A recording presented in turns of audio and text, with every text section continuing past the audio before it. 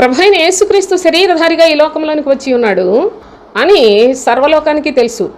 అయితే యేసు అనగా రక్షకుడు గనుక ఆయన అందరికీ క్షేమాన్ని కలుగ చేస్తాడు. ఆయన అంగీకరించినట్లయితే మనం చాలా మేలు పొందుతామని ఈనాడు ఎందరో క్రైస్తవులుగా మార్పు చెందుతూ ఉన్నారు. అంతవరకు బాగానే ఉంది. కానీ ఈయనే క్రీస్తు అనగా యేసే క్రీస్తు అని చెప్తే ప్రజల్లో కలవరం. ఎందుకనగా మన శరీర క్షేమం కొరకు మనం ప్రభువుని నమ్ముకున్నాం.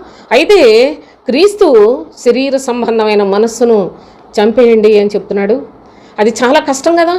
శరీరం ఆత్మకు, ఆత్మ శరీరానికి విరోధంగా పనిచేస్తున్నాయని క్రీస్తు నందు సత్యమైన బోధను తెలియచేసేటప్పటికి ప్రజలందరిలో కలవరం సోదరులారా. నేటి క్రైస్తవ్యంలో కూడా అందరూ యేసును మాత్రమే అంగీకరించి క్రీస్తును నిరాకరించి క్రీస్తు సువార్త అంటే కలవరపడుతూ ఉన్న పరిస్థితులు కనుక ఇటువంటి పరిస్థితుల్లో నుంచి మీరు విడుదల పొందండి, సత్యాన్ని గ్రహించండి, క్రీస్తు నందే నిత్య జీవం ఉన్నదని విశ్వసించండి.